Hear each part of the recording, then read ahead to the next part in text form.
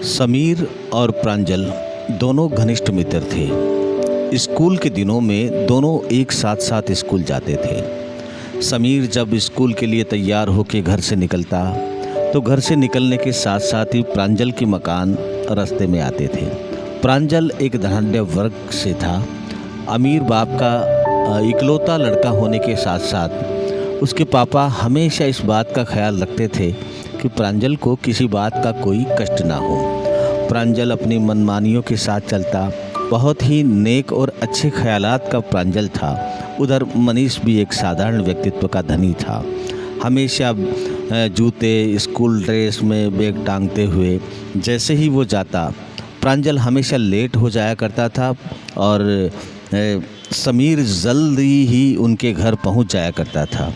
उनके घर पहुंचने के साथ साथ वो वहाँ पर जैसे ही पहुँचता तो वहाँ देखता कि वो प्रांजल तैयार नहीं हो रहा। वो थोड़ी देर के लिए उनके ड्राइंग रूम में बैठ जाता।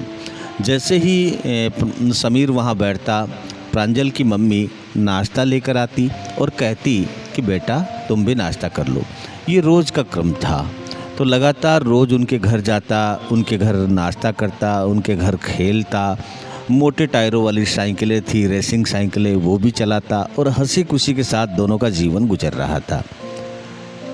समीर प्रांजल की सारी बातें अपनी मम्मी और एक बड़ी बहन थी उनको बताता, क्योंकि समीर के पापा नहीं थे। एक साधारण सा परिवार था और उसकी मम्मी सिलाई करके अपना जीवन यापन किया करती थी। सब बात आगे बढ़ती चली।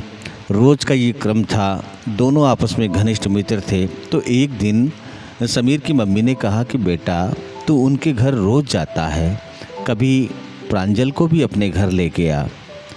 तो साहब रोज़ वो उसे ये कहता कि मम्मी ने आपको घर बुलाया है।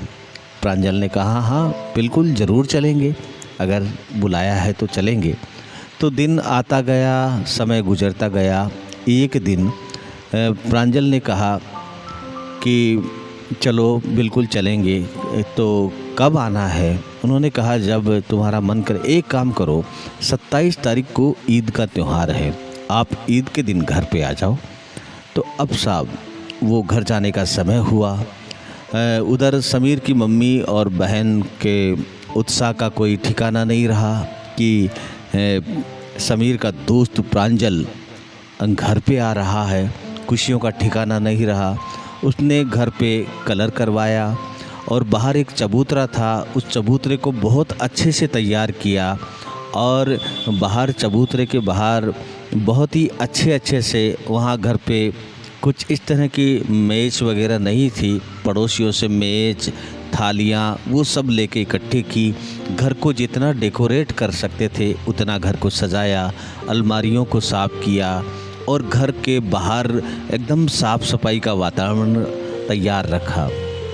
अब समय आ गया था नज़दीक। जैसे देखा कि बहुत देर तक वो प्रांजल नहीं आया। प्रांजल के पास एक गाड़ी थी। प्रांजल अपनी गाड़ी के पास, इतने में थोड़ी देर में देखते हैं कि एक सफ़ेद रंग की 4 व्हीलर वहाँ आके रुकती है। चमचमाती हुई गाड़ी को देखकर मोहल्ले वाले बच्चे इकट्ठे हो गए और सोचा कि आज अपनी कॉलोनी में कौन आया है। बच्चे आसपास मंडराने लगे। देखा तो उसमें सफ़ेद सूट में एक शानदार सा बालक निकलता हुआ बाहर आया और वो था प्रांजल।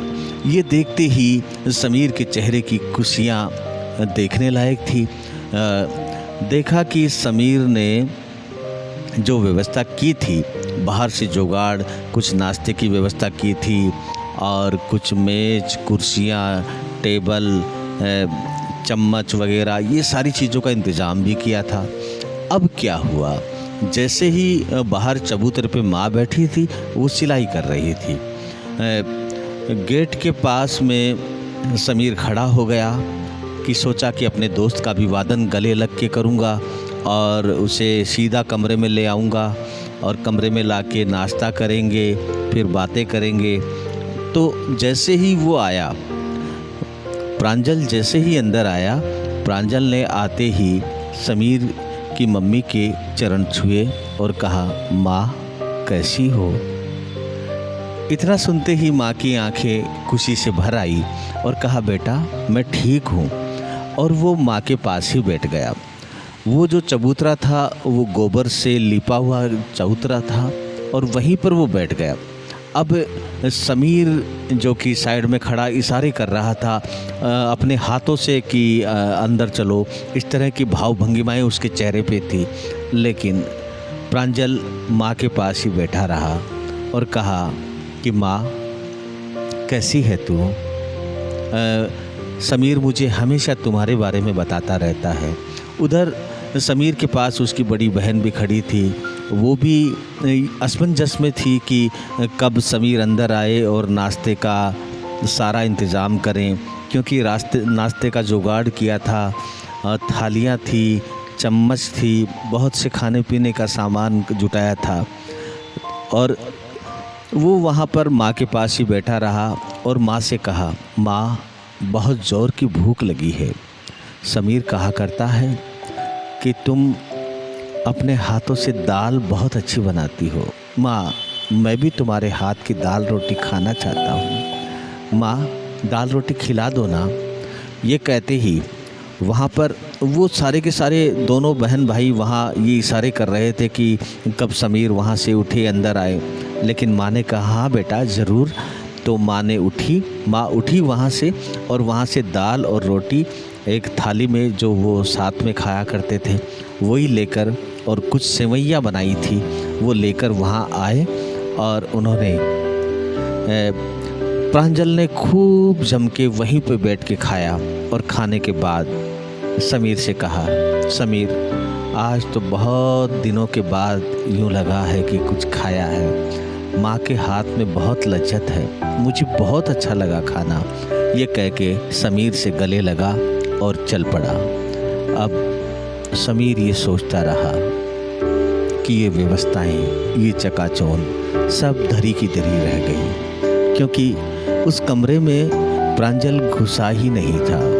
तो दोस्तों ये कहानी हमें इस बात का संस्मरण देती है, इस बात के लिए प्रेरित करती है कि इंसान की ज़िंदगी जैसी है उसे उसी हाल में रहना चाहिए। कृत्रिमता क्षणिक हमें आकर्षित ज़रूर करती है, लेकिन जो इंसान मौलिक होता है और जड़ों से जुड़ा रहता है वो अपने दोस्त की हर कमियां खूबियां सहज स्वीकार करता है। तो दोस्तों मैं हूं आपका दोस्त आरजे अभिषेक शमशू, और उम्मीद करता हूं कि आपको मेरी ये कहानियां पसंद आई होंगी।